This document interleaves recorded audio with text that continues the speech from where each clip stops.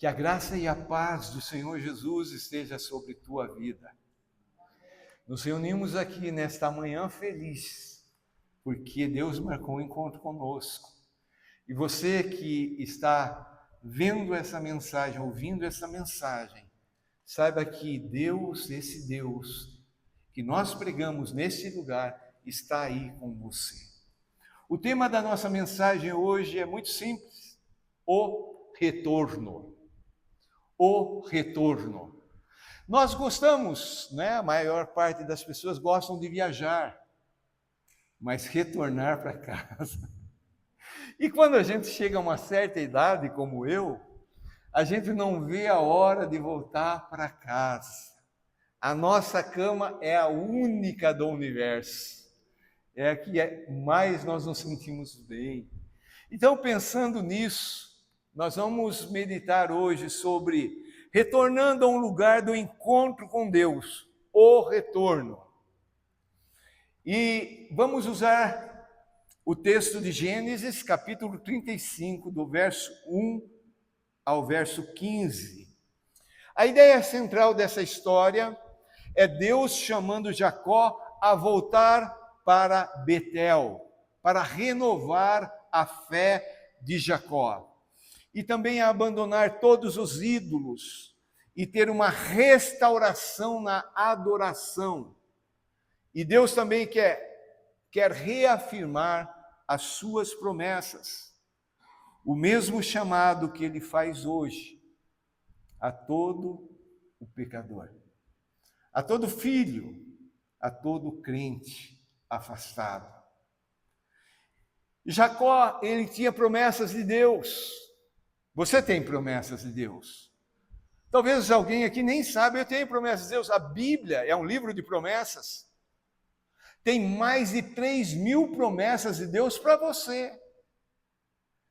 Então, Jacó tinha promessas. Jacó já tinha caminhado com Deus, já tinha tido experiências de Deus, já tinha recebido bênçãos de Deus. Ele era um homem próspero, mas estava parado espiritualmente. Sabe, irmãos, que na nossa caminhada, muitas vezes nós não nos apercebemos de que paramos de receber as bênçãos, paramos de amar a Deus como Ele merece. Não que haja uma apostasia, não que haja um afastamento consciente da nossa vida para com Deus, não, mas a tendência natural com o passar do tempo, há um esfriamento que, se nós não estivermos cultivando a comunhão com o Espírito Santo, nós vamos acabando. Estamos na igreja, lemos a Bíblia, oramos, mas já não é mais como era antes. E Betel era o lugar onde Deus havia falado com Jacó, lá no capítulo 28 de Gênesis, quando ele estava fugindo do irmão dele, porque ele aprontou umas coisas lá, ele era enganador, e o irmão falou que ia matá-lo, e ele sai então daquele lugar, e ele está deitado. O travesseiro dele era uma pedra. E de repente ele tem uma visão de uma escada que sobe ao céu. E ele fala a presença de Deus nesse lugar. E ali, aquele encontro foi marcado por esse nome, Betel, casa de Deus. Queridos, a vida cristã não é só começar bem. É caminhar todos os dias bem e terminar bem. Nessa caminhada, nós enfrentamos lutas, terríveis lutas, a ponto de muitas vezes chegarmos ao desespero, sermos invadidos por medo. Muitas vezes somos acometidos de angústia. Algumas vezes a gente sabe o porquê, a razão. Outras vezes a gente não sabe. Mas está lá a angústia dentro do nosso coração. E não é gostoso.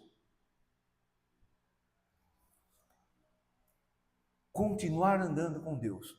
Nós vivemos hoje em dia na era do celular, não é?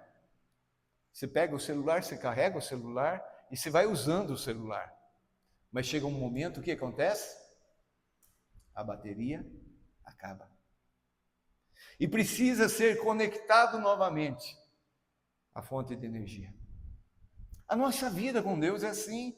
Nós nos enchemos de Deus, nós nos carregamos de Deus, as nossas devocionais, os nossos momentos a sós com Deus, a nossa leitura bíblica, a nossa oração, o nosso louvor, a nossa adoração, mas a gente vai caminhando, se a gente não recarregar, chega um momento que a bateria acaba e a gente fica espiritualmente sem bateria. O retorno. O primeiro ponto do retorno inicia com Deus.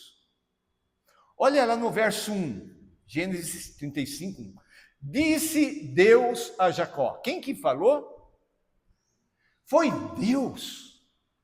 Não foi uma iniciativa de Jacó. Ah, sabe o que é? Eu não estou muito bem espiritualmente, então eu vou voltar lá onde eu tive o encontro com Deus, lá em Betel, para... Não, sabe por quê? Porque quando a bateria acaba, a gente não tem força mais para fazer nada. Nós não temos força para nos levantar se não tiver a iniciativa, a palavra de Deus. E Deus está dizendo para mim nesta manhã, para você, levanta-te. Olha que bênção, levanta, sobe a Betel. E ali, em Betel, está ligado ao lugar? Lá, uma das cartas de Jesus, em Apocalipse, ele disse, lembra onde caísse, volta lá, não tem como, nós não temos atalhos para Deus, irmãos, tem que voltar lá. Muitas pessoas, quando estão com a vida complicada, elas colocam a culpa no marido, na mulher, nos filhos, no governo, nos pastores, na igreja. Quantas pessoas estão mudando de igreja, pulando de igreja para igreja e não se acertam? Por quê? Porque há uma igreja só. As pessoas que saíram de um lugar não acertado, não por direção de Deus, não ouvindo uma palavra de Deus, mas porque não gostava mais, etc, etc, com um monte de desculpa, ela não se acerta em nenhum outro lugar. Tem que voltar, tem que ir até onde a coisa parou de funcionar. Deus chama para um retorno espiritual. Disse Deus a Jacó, levanta-te. Vai lá para Betel. Deus é quem toma a iniciativa. Irmãos, a diferença entre a verdadeira religião e a falsa religião é essa. A verdadeira religião é Deus que vem em socorro do perdido, do pecador. A falsa religião é o pecador tentando, através de obras e muitas coisas, chegar até Deus. Nunca vai chegar. Nós não temos poder de mudar a nossa própria vida. Só Ele tem. E a iniciativa é dele.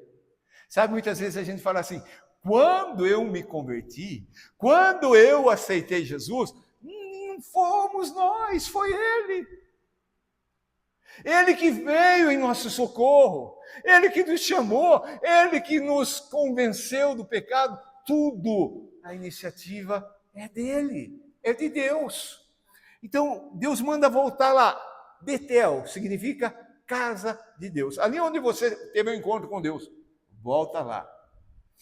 Deus não está inventando um novo lugar, uma nova forma. Deus está mandando ele voltar lá ao primeiro amor.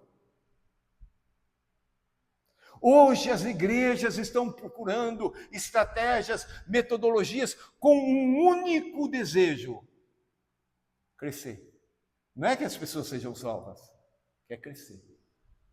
Deus não mudou. Quem convence a pessoa não é o pastor, não é a minha pregação. Quem convence a pessoa, quem é? O Espírito Santo. Tem pessoas que nós oramos há muitos anos, Mas nós continuamos orando, porque nós cremos que não é aquilo que a gente vai falar, mas é quando o Espírito Santo convence. Qual é o meu trabalho? Todas as oportunidades, o que eu tenho que fazer? Tenho que falar, tenho que testemunhar, tenho que contar a história da minha vida, e etc, etc, etc. Então, amados, a gente vê aqui que Deus é o maior interessado, que Deus chama o perdido, que Deus chama o afastado, e eu quero dizer mais, Deus chama aquele que também está bem.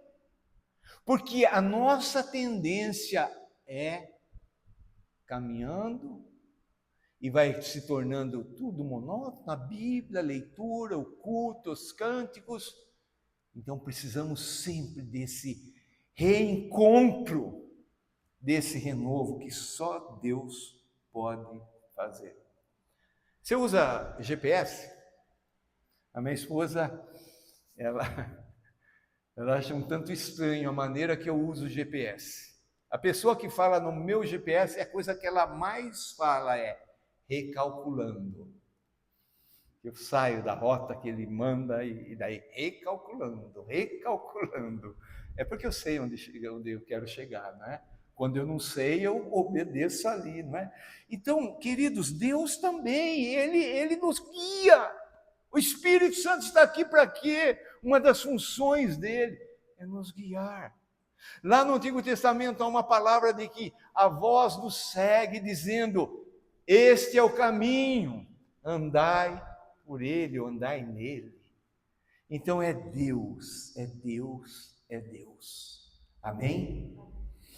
Então, o segundo ponto, o retorno exige abandono. Uma coisa que a gente não gosta muito. Olha lá, a partir do verso 2. Então disse Jacó à sua família e a todos os que com ele estavam: lançai fora os deuses estranhos que há no vosso meio, purificai-vos e mudai as vossas vestes. Tem que haver abandono. Eu pergunto para você, na comitiva de Jacó, tinha deuses estranhos? Talvez até essa situação, não sei, ele não soubesse quem tinha roubado os deuses da família de Labão. Você sabe quem foi? A esposa querida de Jacó. Quando Labão foi atrás, falou para Jacó: vocês roubaram os deuses de casa, né, da família. Já foi em casa que tem aqueles altares, né, aqueles deuses e tal. Então eles tinham essa prática. Aí Jacó falou: não, ninguém aqui pegou. Aí Labão manda e vão procurar. Entra na tenda da amada de Jacó. E ela mente. Ela está sentada em cima da cela. E ela fala assim: olha, eu estou menstruada. Era considerada impura, né? Nem chega perto. E ali estavam os falsos deuses. Que coisa, né? Muitas vezes o erro, o pecado, a idolatria, o falso Deus está tão perto da gente e a gente não percebe. Mas retornar a Deus exige abandono. Agora você pode falar assim: mas eu não tenho esses deuses. Mas existem outros.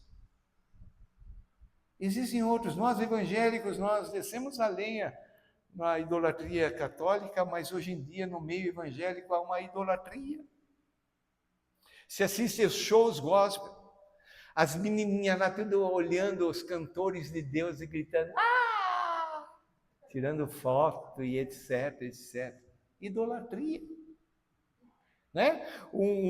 Uma missionária que foi conosco no campo, ela é de São Paulo e a igreja dela, naquela altura, era bem famosa no Brasil, tal, né? E tinham 2 pastores. E o pessoal ligava: quem que vai pregar hoje? Dependendo do pregador, não ia. E aí a atendente, muito sábia, o primeiro nome dos 2 pastores era o mesmo. Então ela só falava o primeiro nome. Será que a gente não tem nenhum ídolo lá? Ah, minha casa, minha vida. Ah, minha esposa. Ah, o meu carro. Aqui no Brasil tem carrolatria, não é? Quando nós chegamos lá em Moçambique, lá na nossa igreja, o pai de um dos presbíteros tinha comprado um Mazda, carro importado, não precisava chave. Nossa, Mazda! Chegamos lá em Moçambique, os carros que conduzia o pessoal lá, né? Fazia o Uber daquela época lá, era Mazda, tudo caindo nos pedaços, tudo. E nós, com o nosso carrão velho, 86, né? Reformado, a gente ia para as aldeias, e lá tem muito cajueiro, passava assim, ia escutando os galhos do cajueiro, em cima do lado. A pessoa não cuida da família, mas sábado gasta quase que o dia inteiro para lavar o carro, para limpar o carro. Tem que limpar, tem que lavar, não sei quanto. Bom, será que não tem nenhum ídolo aí no seu coração? Meu filho, minha filha querida, vocês não imaginam, a minha filha, o meu filho, vive em função do filho. Queridos, cortou cordão umbilical, é outra vida. Ontem, falando com os dois pastores, eu disse, a primeira coisa, primeiro trabalho como pai, eu tenho que levar meus filhos a Cristo. Levou a Cristo, resolveu todos os outros problemas. Qual que é a idolatria? Os nossos dias hoje, até a denominação se tornou idolatria. Eu sou da primeira. Eu sou da...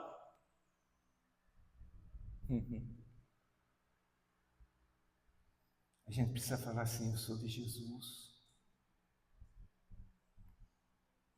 E eu vivo por causa da misericórdia dele. Há um orgulho espiritual, há uma idolatria espiritual.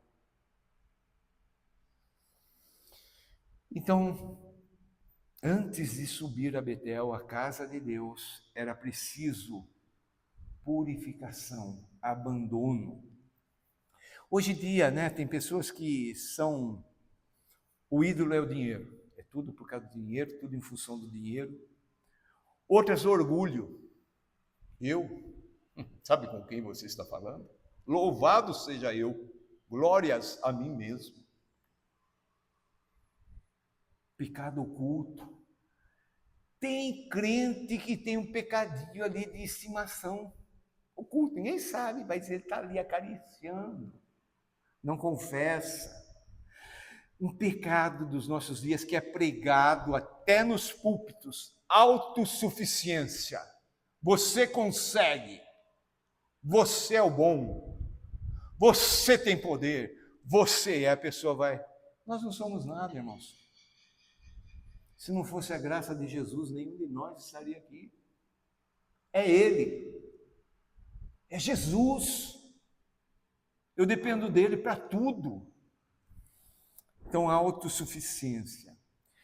Irmão, o conselho que nós podemos tirar daqui é: não suba ao altar, não suba à presença de Deus, não suba a Betel sem arrependimento.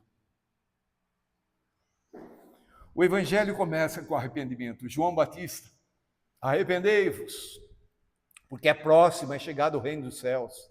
Aí Jesus vem, qual é a mensagem de Jesus? A mesma. Ele não inventou nada, ele não criou uma nova metodologia. Arrependei-vos, não é? Ontem, conversando com os dois irmãos, o pastor ali, eu disse, uma família daqui, congregava aqui, saiu daqui, alegando, você sabe o quê? Para mim foi uma homenagem, uma palavra de incentivo.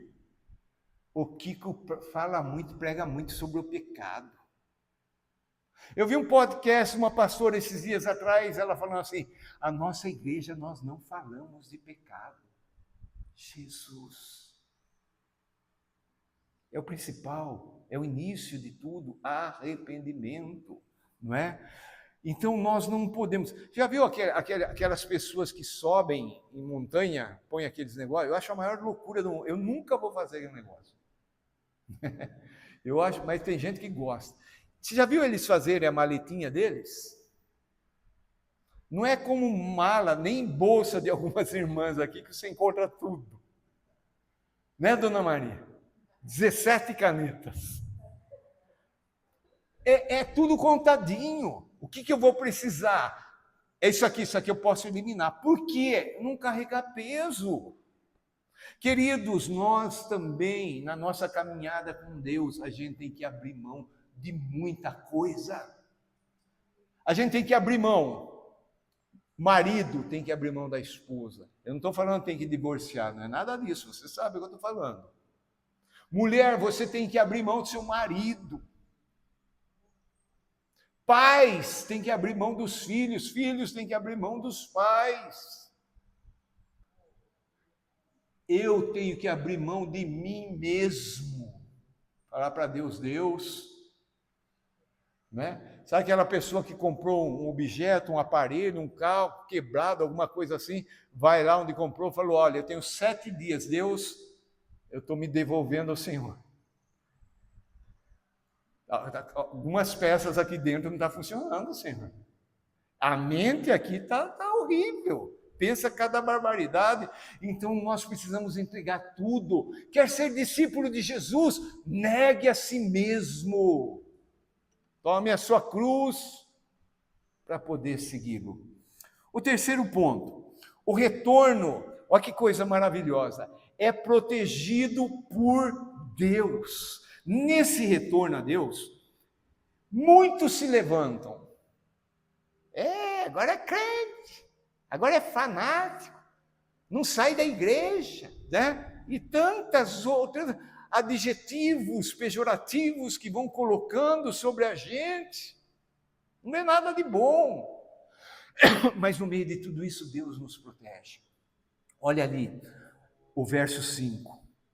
E tendo eles partido, Jacó, com toda a sua comitiva, obedeceu a Deus. Abriu mão de tudo, tirou tudo que não prestava. Nós vamos lá para Betel. Ele está decidido. E tendo eles partido, o Deus que o mandou, o terror de Deus invadiu as cidades. Por quê? O povo daquela época chegava estranho, eles matavam. Eles não aceitavam. Nós que somos mais antigos um pouquinho, a gente lembra da cidade da gente, a rixa, né? A rivalidade. Ali em Montemor, chamavam a gente de água choca. E aí a gente chamava os outros com os pejorativos da cidade deles. E baile, tinha aqueles bailes de formatura, saía encrenca, todo jogo de futebol, encrenca era ruim. Naquela época, era maior ainda. As pessoas matavam. Opa, um estranho aqui, fuzilava. Mas olha o que Deus fez. O terror de quem? De Deus. Invadiu as cidades. Ou seja, ninguém toca no ungido do Senhor. Você é ungido do Senhor, irmão. Não precisa ter medo. Se você está sempre retornando a sua vida ao caminho do Senhor, sempre acertando o caminho, sempre, fica tranquilo. Pastor, mas lá em casa, mas na vizinhança, mas no trabalho. Deus vai colocar medo no coração dessas pessoas.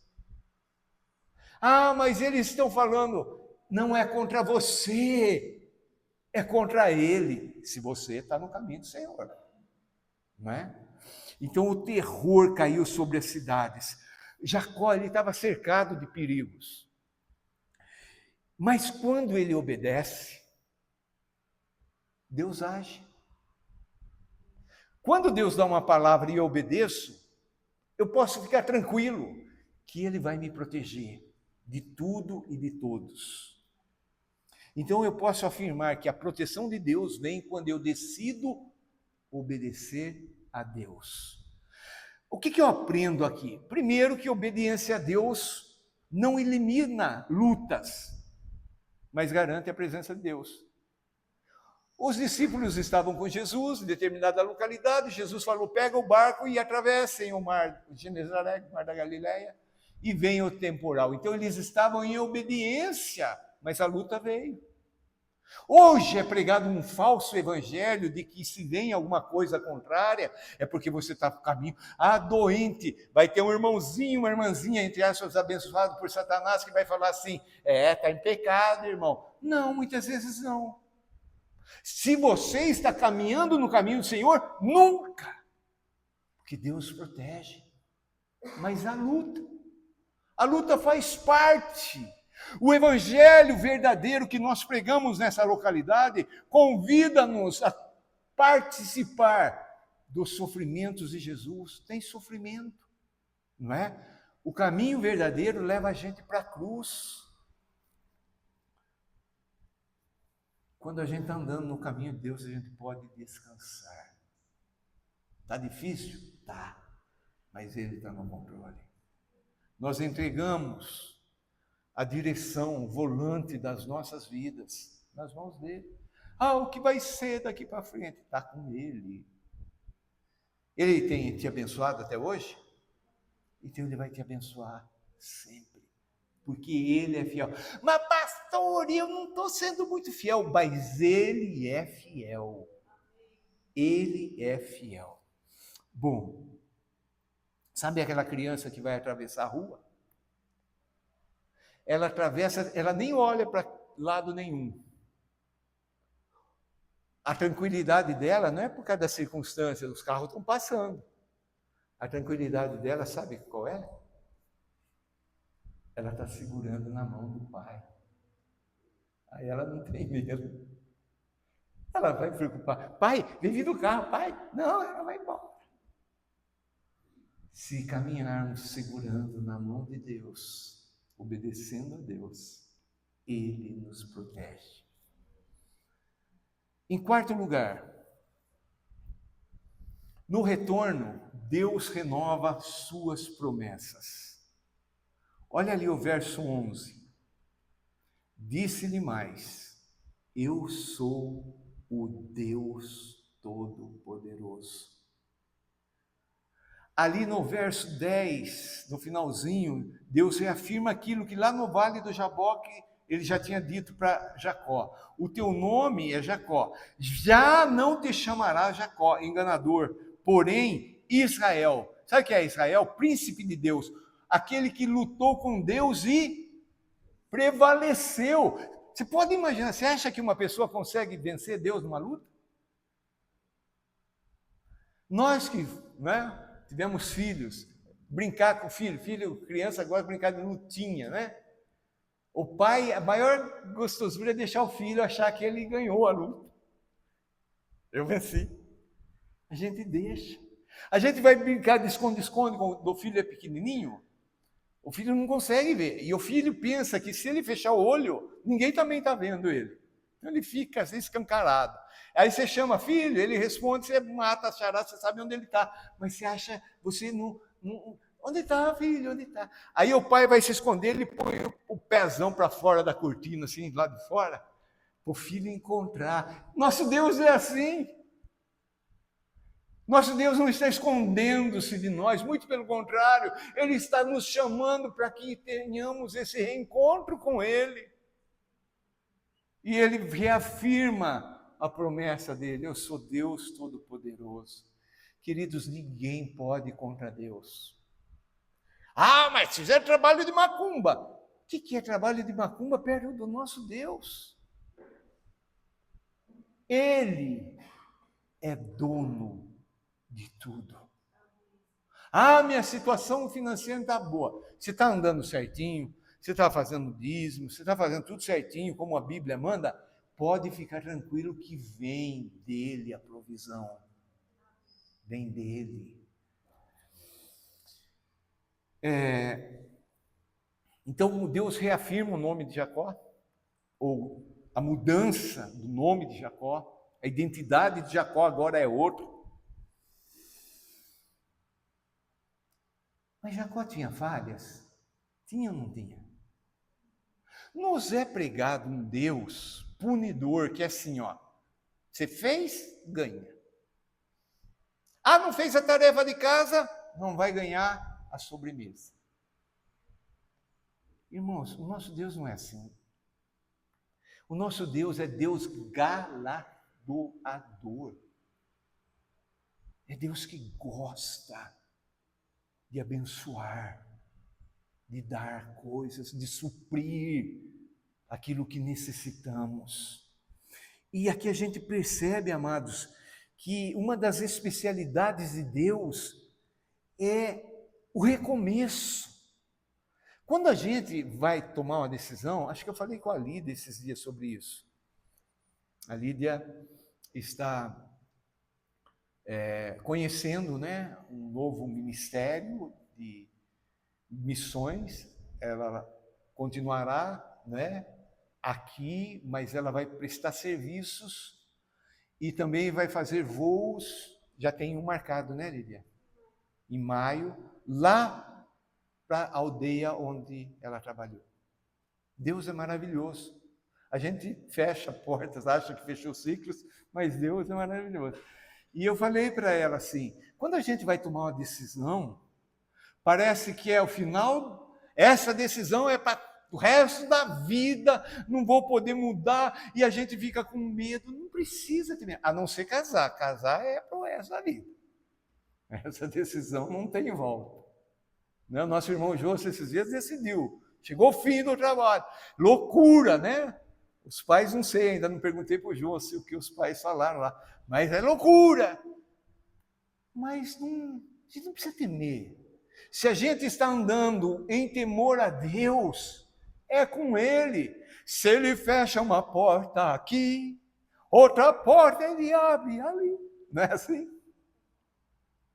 E Deus tem coisas melhores. Ah, mas eu estava lá no trabalho e fui mandado embora. Glória a Deus, é Deus que falou para o seu chefe, para a sua chefe, manda esse cabra embora porque eu tenho um trabalho melhor para ele fazer. Esse é o nosso Deus, né? Então, Jesus, o que ele veio fazer para nós? Ele veio para nós para nos dar uma nova identidade. Eu era filho da rebeldia, eu era filho da desobediência, ou seja, eu era filho do diabo, filho de Satanás. Agora, a minha identidade em Cristo Jesus, eu sou filho de Deus. Em Cristo Jesus, eu sou irmão de Jesus. Agora, eu tenho uma herança. Qual que é a sua herança? Está lá na Caixa Econômica. Deus em Jesus deixou $1 milhão. É pouco. Jesus dividiu a herança dele com a gente. Todo o universo é de Deus. E Jesus divide tudo conosco. Ele é dono do ouro e da prata. E muitas vezes a gente fica aí chorando por causa de R$10, etc, etc. É Ele. Pensa bem, amado, eu quero deixar isso bem claro. O passado não nos define. Passou. Tem gente que está preso ainda em coisas lá do passado. Porque eu fiz, porque eu falei, porque eu pensei. Ah, meu pai quando era criança. Ah, minha mãe. Ah, a professora da escola. Jesus veio para nos libertar. Aquele que está em Cristo, nova criatura é. As coisas velhas passaram. Tem crente que você vai conversar com ele, é a mesma história. Tem o pessoal que saiu da comunidade tempo atrás, montaram uma igreja lá em Curitiba, tal, a gente conversa com os filhos dos pastores daquela época, é a mesma ladainha, mesma conversas, enterra, irmão. Deixa o Espírito Santo curar. Ah, mas meu marido. Quando? Lá no dia do casamento, a pessoa já está 30 anos casada, ainda está lembrando uma ação do marido lá atrás. Como que vai ter paz? Como que vai ter alegria? Como que vai viver o hoje de Deus? Então, Deus, Ele sempre tem algo novo para trazer para nós. Em último lugar, o retorno resulta em adoração. Quer ver se o cara é crente mesmo? Vê na hora da adoração. Porque todo o retorno a Deus, todo encontro com Deus, leva a gente a querer cantar, adorar, louvar, falar das grandes coisas dele, etc, etc, etc. Olha o verso 14.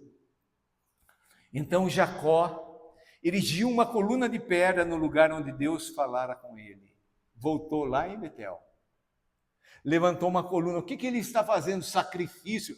Sacrifício nosso hoje, sabe o que é? Adoração, louvor. E derramou sobre ela uma libação, uma oferta. E ele deitou óleo. Ao lugar onde Deus lhe falara, chamou-lhe. Jacó lhe chamou Betel. Já tinha o nome de Betel. Ele chama Betel outra vez. Ele não criou nada de novo. Agora é igreja nas casas, agora é tribo, agora é célula, agora é isso, agora... Deus não cria essas coisas para tentar enganar e tentar dar um fôlego para a gente. O princípio, casa de Deus. Aleluia. E ele chamou aquele lugar, eu achei muito interessante, ele deu um acréscimo a esse nome, sabe o quê? El Betel. Sabe o que significa? O Deus da casa de Deus. É uma reafirmação. Porque tem, entre aspas, casa de Deus em que o Deus daquela casa não está mais. Já outros estão lá. Então, El Betel, o Deus da casa de Deus. Quem habita em você? O El Betel, o Deus da casa de Deus. Eu sou templo do El, do Deus Todo-Poderoso. Jacó levantou uma coluna. Jacó foi um homem que sabia levantar altares, que sabia oferecer sacrifícios agradáveis a Deus. Queridos, a experiência nossa com Deus gera no nosso coração gratidão. Se há uma coisa que a gente deve sempre estar falando para Deus é obrigado, Senhor. Eu tenho, nessa caminhada com Deus, eu tenho aprendido algumas coisas. Nada depende de mim, tudo depende dEle. Eu tenho entendido que é Ele que está no controle da minha vida, não sou eu. Então, coisas que há um tempo atrás causavam tristeza, angústia, desespero no meu coração. Eu falava para Deus, Deus, por que eu fiz errado isso? Eu achava que era eu o culpado, eu. E a gente vive debaixo de culpa do diabo, o enganador, o acusador dos irmãos, até que eu entendi, através desses dias da vida de Jacó, é Deus conduzindo os passos daquele homem. Quando hoje citamos Deus, nós falamos Deus de Abraão, de Isaac e de Jacó. Por quê? Porque ele ouviu, criança. Não terminou ainda.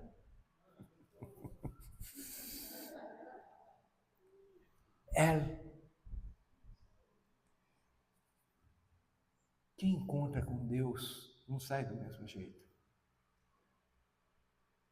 Se o culto, hoje você pode falar, não, o culto foi uma bênção, tal, mas se você não foi mudado em alguma coisa, em algum pensamento, em alguma decisão, sabe o que é culto bom hoje aí fora? O louvor e tal, e o pastor, aquela palavra, e ânimo, e ai que culto! Mudou alguma coisa? Queridos, o culto, eu creio que nós devemos entrar na presença de Deus assim, e sair assim. A palavra de Deus é o ser pregado, é o espelho, a palavra de Deus, que reflete quem verdadeiramente eu sou. E a minha total necessidade desse Deus Todo-Poderoso. Vamos concluir. Foi Deus quem chamou. Foi Deus quem deu a ordem. Hoje eu acordei, eu pensei, acho que eu vou lá na chácara. Você pensa que é você? Foi Ele. Não estou aqui porque eu quero, porque eu quis. Foi porque Ele me trouxe. Muda ou não muda? Quando a gente entende que é Ele que dirige, não é? Talvez alguém aqui tenha um passado, né, alguma coisa, pecou. Sem Cristo Jesus a gente só peca. Não tem como acertar a vida sem Jesus. É pecado, pecado, pecado, pecado. Você acha que Deus não sabia disso? Você acha que Deus te chamou porque você era bonitinho? Porque você era bonzinho? Porque você estava fazendo as coisas tudo certinho? Não. Ele sabe como nós somos. E Ele vai conduzindo as nossas vidas. Ele é Deus. Então foi Ele quem deu a ordem para Jacó. Levanta, Jacó. Muitas vezes na caminhada a gente, né, fica meio arriado. Mas Deus vem em nossa direção e fala, levanta. A história ainda não acabou. Tem um encontro contigo ainda. Abandona os ídolos. Volta ao lugar de encontro. Volta a viver uma fé renovada. Uma adoração verdadeira. Não é porque o cântico eu gosto, é porque o Senhor gosta. Muda tudo. Irmão, só um breve, né, abrir de coração. Todas as pessoas que eu converso que saíram do nosso meio, principalmente as lá de Curitiba, todas falam, aquela época era melhor. Aquela época era tão boa. Queridos, hoje é o dia de Deus para as nossas vidas. Não é ficar pensando aquela época, quando eu tinha isso, é hoje. Deus nos trouxe aqui para esse encontro com Ele hoje. A mudança no nosso coração é hoje. Ah, mas o que vai acontecer amanhã? É com Ele. Ah, mas o que eu preciso fazer? É com Ele. Ele é Deus, não nós. Betel hoje, a casa de Deus hoje é Cristo Jesus. Aquele que tabernaculou, aquele que veio e viveu entre nós, o próprio Deus. É com Ele, através do Espírito Santo, que nós temos comunhão. É através de Jesus. Olhar para Jesus é olhar para Deus o Pai. Ele disse isso. O altar hoje não é isso daqui. Onde está o altar hoje? Coração. É aqui que Deus habita. Quer falar com Ele? Entra no seu quarto, aquilo que Jesus falou, fecha a porta. Ele está ali dentro de você, não é aqui fora, é aqui dentro. Abre o coração, conta tudo, chora, ri, pula, louva, adorar. Adorar significa se prostrar aos pés dele. Hoje é o dia de voltar para Betel, para todos nós que estamos aqui. Por melhor que estejamos com as nossas vidas para Jesus, com Deus, sempre tem algo novo que Ele quer nos dar. Hoje é o dia de reencontro com o papai. Lembra do filho pródigo? Foi mal. Ei, caiu em si. Vou voltar lá, vou falar para o meu pai, eu não mereço nem mais ser chamado teu filho, eu quero só ser um dos trabalhadores, porque trabalhador de Deus é melhor do que ficar livre, entre aspas, livres na mão do diabo. O pai nem ouviu ele falar nada, o pai correu em direção dele, agarrou ele pelo pescoço, colocou sandália, anel, vestes, fez uma festa. Alguém aqui pode falar assim, mas eu não saí da casa do pai. Mas muitos são como o filho mais velho. Estava lá na casa do pai, mas não desfrutava das coisas do pai. Aí quando ele chega do campo, ele ouve aquela festa, ele não se alegrou, porque o filho que estava na perdição voltou, irmão dele. E o pai vem falar com ele, ele fala assim, o teu filho, me chama do meu irmão. Ei, eu estou aqui na igreja, eu trabalho aqui na igreja, ninguém reconhece, eu faço tudo. Agora chega um aí, já tem. Estava na casa do pai e não desfrutava das coisas do pai. Será que nós estamos assim, amados? Acostumamos. Costumamos ficar na casa do Pai, já não tem muita graça, né? Já não tem muito prazer, já é coisa meio monótona. Não, Deus hoje nos chama ao retorno a Betel, a casa de Deus. E ouça Jesus falando assim para você, em Mateus 11, 28. Vinde a mim, todos os que estáis cansados. Eu vou falar uma coisa aqui, talvez seja até óbvia. Você está cansado. Você está cansada. Eu estou cansado. E Deus está chamando-nos a um retorno à casa dele. Quero convidar você a baixar a cabeça e fechar os olhos.